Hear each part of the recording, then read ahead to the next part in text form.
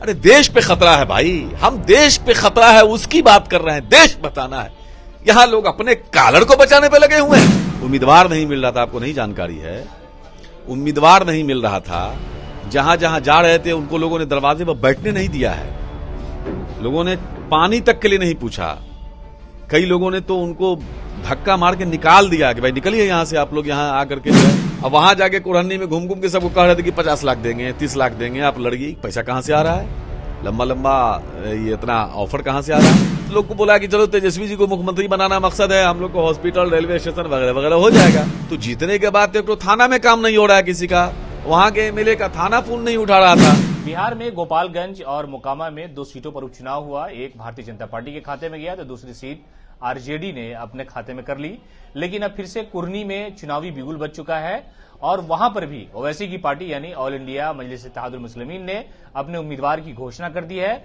और सवाल ऐसे ही तैरने लगे हैं कि आखिरकार ओवैसी किस रणनीति के तहत आरजेडी और जेडीयू के पीछे पड़े हुए हैं। इसलिए कि बहुत बार ऐसा कहा गया कि गोपालगंज में जो आरजेडी को शिकस्त हुई वो कहीं ना कहीं मुस्लिम वोट बैंक जो था या ओवैसी के जो लोग थे वो वोट काट ले गए। हमारे साथ आरजेडी के एमएलसी कारी सुहैब बात करने के लिए कि फिर आप लोग इल्जाम लगाएं कि बीजेपी के एजेंट हैं। देश की जनता और बिहार की जनता सब समझ रही कि कौन क्या है। सब लोग जानता है कि भारतीय जनता पार्टी किस तरह से चुनाव जीतती है, कहां कहां अपने बड़ो प्लेयर को खड़ा करती है। गुजरात में जाके देखिए, आम आदमी पार्टी को ले गई, बीजेपी वहां पूरी तरह से हार रही है, ले गई। लेकिन जनता सब समझदार है, सब समझ रही है। इनको तो उम्मीदवार नहीं मिल रहा था, आपको नहीं जानकारी है, उम्मीदवार नहीं मिल रहा था। जहां जहां जा रहे थे उनको लोगों ने दरवाजे पर बैठने नहीं दिया है, लोगों ने पानी तक के लिए नहीं पूछा। कई लोगों ने तो उनको धक्का मार के निकाल दिया कि भाई निकलिए यहां से, आप लोग यहां आकर के जो है। अब देखिए ना, गोपालगंज में आपका ये कह देना कि ये वो हमारी पार्टी वहां जंप की है, हम 38,000 वोट लाए थे और आप कह रहे हैं कि गोपालगंज में ये किया वो किया। अभी हम वहां करीब 68,000 या 70,000 के आसपास वोट आया हमको। तो कुरहन्नी में लोग बैठने नहीं दे रहा है और ये लोग बड़ी मुश्किल से एक उम्मीदवार को पकड़े भी जा करके, तो उस पर भी इनको भरोसा नहीं है। पटना में आज सुबह हमारी एक साहब से बात हो रही थी, तो उन्होंने कहा कि हमको एमआईएम का एक नाम लिया कि उसने फोन किया था कि भाई को उम्मीदवार दीजिए ना, बढ़िया आदमी। तो पटना वाले को कहा जा रहा है। अब वहां जाके कुरहनी में घूम घूम के सबको कह रहे थे कि 50 लाख देंगे, 30 लाख देंगे, आप लड़िए। पैसा कहां से आ रहा है?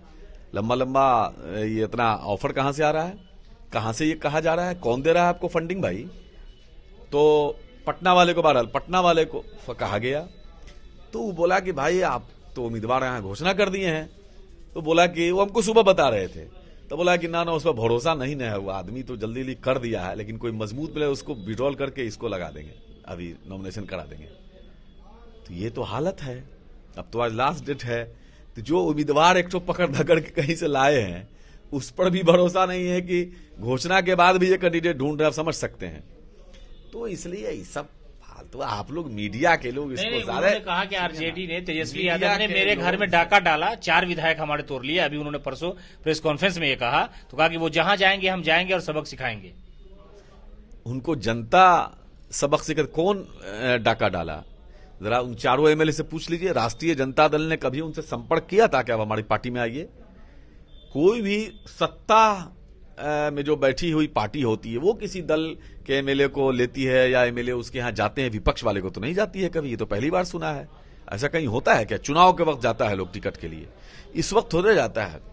चूंकि सीमांचल के लोगों को बड़ा ही पछतावा हुआ कि झूठा वादा कि जहां रेलवे का ट्रैक नहीं गया हुआ है वहां कह दिया कि यहां आपका रेलवे का स्टेशन बनवा देंगे, यहां मेडिकल कॉलेज खोल देंगे, यहां हॉस्पिटल बना देंगे।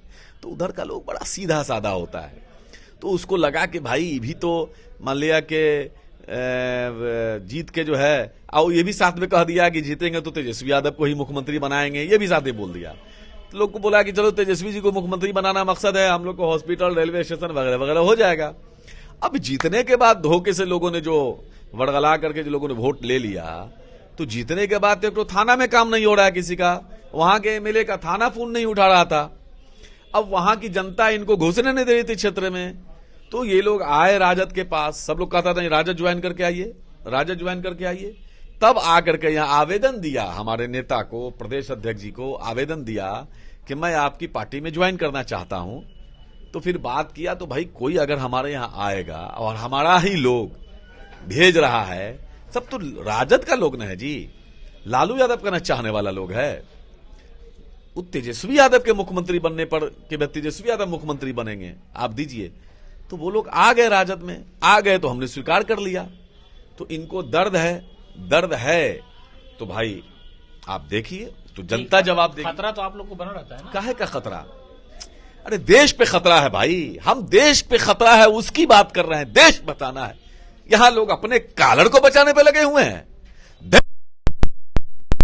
के ढेर पर देश खड़ा हुआ है और लोग अपने पर्सनल इसके लिए लड़ाई लड़ रहे हैं और देश को इसमें झोंकने की कोशिश कर रहे हैं। वैसे लोगों को देश की जनता कभी माफ नहीं करेगी। सबको पता चल रहा है और धीरे धीरे पता चलेगा। आजम खान की सदस्यता रद्द की कर दी गई सिर्फ इसलिए कि वो एक मर्द लीडर था, है हेट स्पीच देने वाला।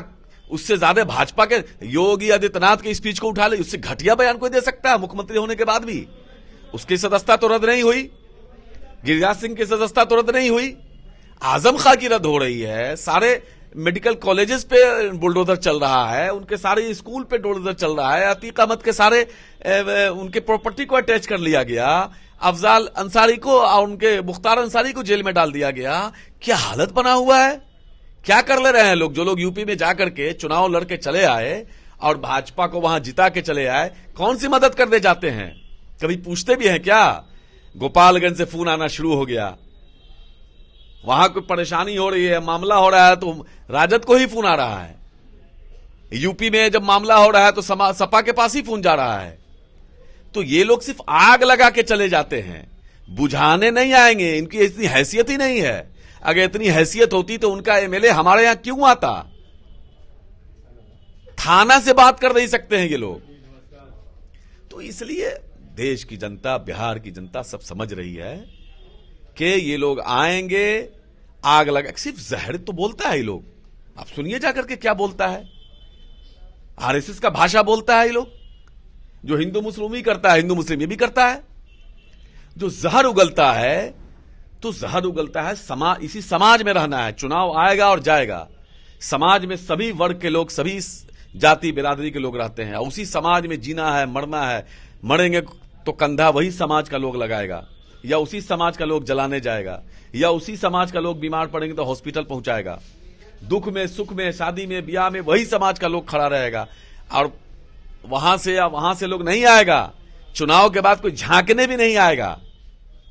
ये तो लोगों को खुद ही समझ में आ गई जब इन्होंने स्टेटमेंट दिया कि मैंने बदला ले लिया, मतलब भाजपा को जिता के खुश हो गया।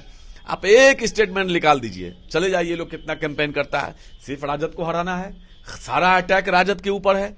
इसलिए कि सबसे ज्यादा माइनॉरिटीज की बात कोई करती है तो राष्ट्रीय जनता दल करती है। सबसे ज्यादा वोट भी तो अभी को मिलता है ना, तो वही तो करता है, मिलता है। तो वोट में से तो वोट लेना चाह रहे हैं। हाँ, क्यों लेना चाह रहे हैं? भाजपा को पता है कि ये वोट हमको नहीं मिलेगा, तो हमको नहीं मिले तो कुछ तोड़वा दें। ये तो खेल है, सब समझ रहा है। कोई काहे नहीं इनको कैंडिडेट मिल रहा था भाई। इसलिए ये सब बात नहीं है। बिहार की जनता सब समझ रही है। और ये कहना आप लोगों का गोपालगंज आप लोग करते हैं, हम 38,000 वोट लाए थे, अभी 68,000 वोट लाए, तो 30,000 वोट हमको ज्यादा आया कि नहीं आया? बताइए। चुनाव तो कुछ ही वोट से हारे हैं।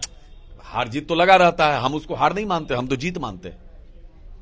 मात्र 2 साल पहले हमको मात्र 38,000 वोट आया और हम तीसरे नंबर पे चले गए थे। आज हम मात्र 2 साल बाद तेजस्वी यादव जी के कुशल नेतृत्व की वजह से 38,000 से 68,000 चले गए। मात्र 1700 वोट से हम हारे। वो भी इसलिए हारे कि 2-3 घंटे के लिए इन लोगों ने अफवाह उड़ा दिया कि नॉमिनेशन रद्द हो गया राजद के उम्मीदवार का, जो कि 6 लोगों आईटी सेल के साइबर क्राइम के लोगों ने उनको अरेस्ट भी किया। 2-3 घंटा जो बाधित हुआ हमारा, लोग कंफ्यूज हो गए, इधर उधर वोट कर दिया। उस चक्कर में हम चुनाव हारे हैं और कोई कारण नहीं है हमारे हारने का। तो आपने सुना, ये थे आरजेडी के एमएलसी कारी सुहैब, जिन्होंने साफ तौर पे कहा कि कुर्नी में जो चुनाव हो रहे हैं वहां ऑल इंडिया मजलिस इत्तेहादुल मुस्लिमीन यानी ओवैसी की पार्टी की एक भी दाल नहीं गलने वाली है, इसलिए कि लोग समझ चुके हैं, वो लोग सियासत में नफरत फैलाने का प्रयास कर रहे हैं और राष्ट्रीय जनता दल लोगों को जोड़ने की कोशिश कर रहा है और हम वहां जरूर कामयाब होंगे।